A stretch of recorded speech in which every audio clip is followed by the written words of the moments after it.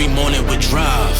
Being on the grind, know I had to survive. We had to win. Started from the dirt and the rubble. I had to be the needle that was popping your bubble. Hello and welcome into the Rookie Prospect Profile Series, a Zilla Fantasy Elite production. Today we're going to be looking at wide receiver Anthony Gould in the wide receiver machine learning models for rookies. Can Anthony Gould go from late round prospect and be turned into fantasy greatness? Our machine learning models hold the answers. Stay tuned to see their verdict. Anthony Gould was drafted number 142 overall in the NFL draft by the Indianapolis Colts. He played college football for the Oregon State Beavers as a wide receiver and also a return specialist, which is perhaps what Indianapolis plans on using him for. Physical attributes, 5'8", 174 pounds, so a smaller guy. 39.5-inch vertical jump, ran a 4.39. We know the Colts like their athletic players, doesn't matter the position. This guy, very explosive in that end. So I think it's, more of the same from the Indianapolis Colts, drafting a guy with some explosion and trying to do their best to hit on somebody that could have a very high ceiling.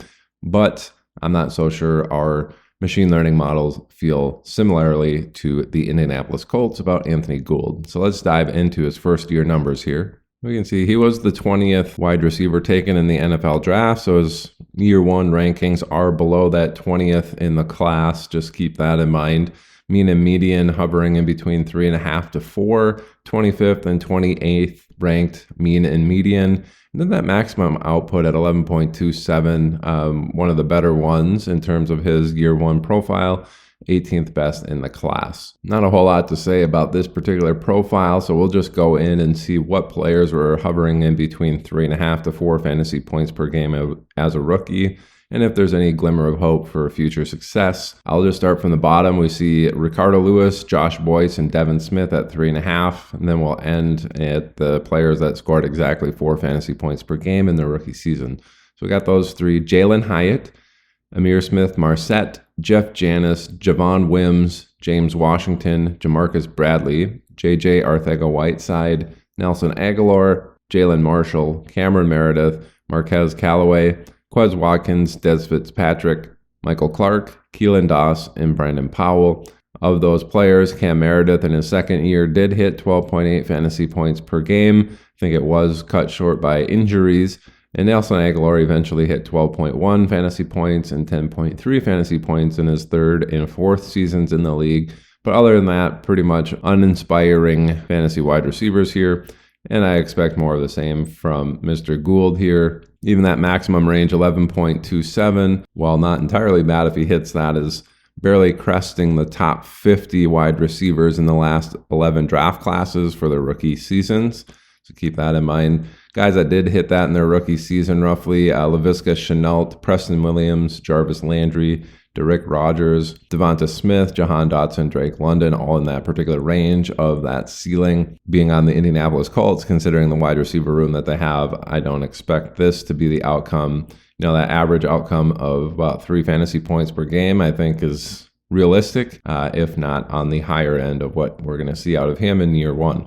Is there any hope for any future success? Let's go into year 2 here. We do see a little jump up here into the 5 range from his mean and median, but the rank still at 23 overall is below where he was taken in the NFL draft, which is 20th in this class. So maximum output is 17th. Here we see one of those profiles where it's a low floor but a higher ceiling, 34th ranked minimum, 17th ranked maximum. Just keep that in mind. Looks like you can look at that little tail end there on his profile after the 75th percentile outcome and see that, hey, there's some possibility that he starts hitting some of these 7 to 12 fantasy point per game range in his second season, depending on what shakes out. Otherwise, most common predictions there are hovering around the 25th percentile prediction, in between that and the mean, which is, again, 4 fantasy points per game roughly. So we'll go look at those fantasy players who hit 5 fantasy points per game in their second season. So all of these players in between 5.0 and 5.51 fantasy points per game in their second season. Justin Hardy, Paul Richardson, Freddie Swain, Chris Moore, Josh Huff, Devin Duvernay, N'Keal Harry, Deontay Hardy, Marquess Wilson, Deshaun Hamilton, Hunter Sharp, and Elijah Moore. Fairly uninspiring list there. No double digits besides Marquess Wilson in his 4th season. And then Elijah Moore in his rookie season hit 12.5. That max range of 12.86 when looking at the last 11 draft classes would be inside the top 40, but just barely. Other guys around that range, we do see Cam Meredith here at 12.8, as we had mentioned in year 1. Christian Kirk also in that range. Darnell Mooney, Sterling Shepard, Garrett Wilson, Keenan Allen, and chosen Robbie Anderson, all within this rough maximum ceiling during their 2nd season in the league. Again, this is a 1,000th out of one, or excuse me, a 1 out of 1,000th outcome here. So probably not realistic for Anthony Gould. And based off of his profile, I think we can tell at the machine learning model saying, hey, he's probably closer to the 4 fantasy point per game range, putting the most predictions in that particular bucket.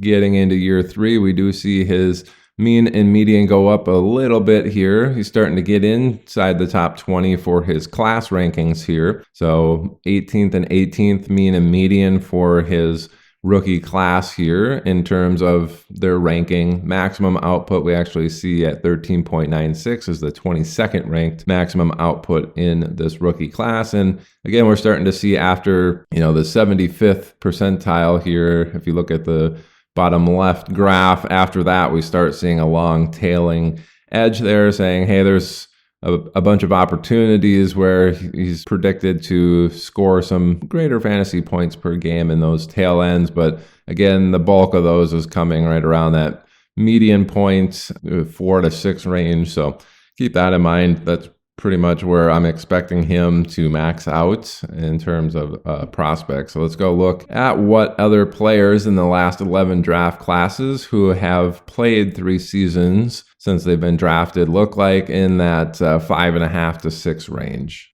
Now, these players are going to be in between 5.3 and 6 fantasy points per game during their 3rd season. Demarcus Robinson, Isaiah McKenzie, Paris Campbell, Maurice Harris, Laviska Shenault, Kenbrell Tompkins, Chris Conley, J.J. Nelson, Albert Wilson, Kenny Stills, Jakeem Grant, Justin Hardy, and Justin Hunter. Again, pretty uninspiring list, and that's if he hits, 5 or 6 fantasy points per game, which I'm not entirely sure he's going to hit without some sort of a special teams boost there on his stats. Getting into the maximum just below 14 fantasy points per game, that is pretty solid there. In terms of the last 11 draft classes and all the players that have hit 3 seasons in the NFL, that would be inside the top 30, just barely. Other guys in that particular range in their 3rd season, Jerry Jeudy, Michael Pittman, Brandon Ayuk, A.J. Brown, DJ Moore, Marquise Brown, Jalen Waddle. So not a bad list of players there should he reach his maximum output. Obviously, you're looking inside the top 30 in the last 11 draft classes. You'd expect some pretty solid names there. Not what I expect out of Anthony Gould. I think he's a guy that you can stay away from. To be honest, I don't think he even gets drafted in most 5-round rookie drafts because situation isn't great where he's at. They want to keep in mind that CV also fairly decent there for the year 3. But let's get into year 4. CV again here, top 15 in the class at 32.8, just outside of the acceptable range in terms of any data set in a CV. But we're working with highly volatile ranges here, so I think this is fairly confident in this particular result. And it's really bad. 3.87 mean, 3.77 median, 31st ranked ones in the class. Ceiling is now 33rd ranked at 9.45, while his minimum is 21st. So we start seeing in year 4, it's saying this profile's got a higher floor, low ceiling. Those aren't the types of guys that you want in fantasy. So Anthony Gould probably on my do not draft list, probably not even worth stashing onto a taxi squad. If you have those, I'd probably go with some sort of running back that's going to get a better opportunity. So should there be injuries, I just don't see this guy developing into anything spectacular. The range of players in that 3.5 to 4 range during their 4th season is way down there in terms of the last 11 draft classes. This is getting into like the 115 ranked outcomes out of the player pool, which is technically only 182 people that have made it to year 4 in terms of the last 11 draft classes. So the guys in the range of his median outcome from 3.3 to 4.14 fantasy points per game. A bunch of stiffs here. Laquan Treadwell and N'Keal Harry, 2 big fantasy busts there. Michael Campanaro, Khalif Raymond, Ashton Doolin, Quez Watkins we see again, Bryce Butler, and Ray McLeod. Is that a guy that you want holding up a fantasy spot on your rosters? Probably not even in 16-team leagues. Would I be interested in Anthony Gould? I think this is roughly the range of outcomes you can expect from him. That maximum output at 9.45 is also pretty uninspiring, barely inside the top 55 in terms of the last 11 draft classes that have played 4 seasons in the league. In that rough range of players is Tyrell Williams, Jamison Crowder, Chad Henson, Paul Richardson, Gabe Davis, Alan Lazard, and Kelvin Benjamin. So that's his ceiling outcome in year 4. Also pretty uninspiring list there. All right, that's going to do it for today's rookie prospect profile on Anthony Gould. Hopefully you get a little bit more information to make your decisions. Keep this guy off of your roster. This is presented by Zilla Fantasy Elite. Thanks for tuning in.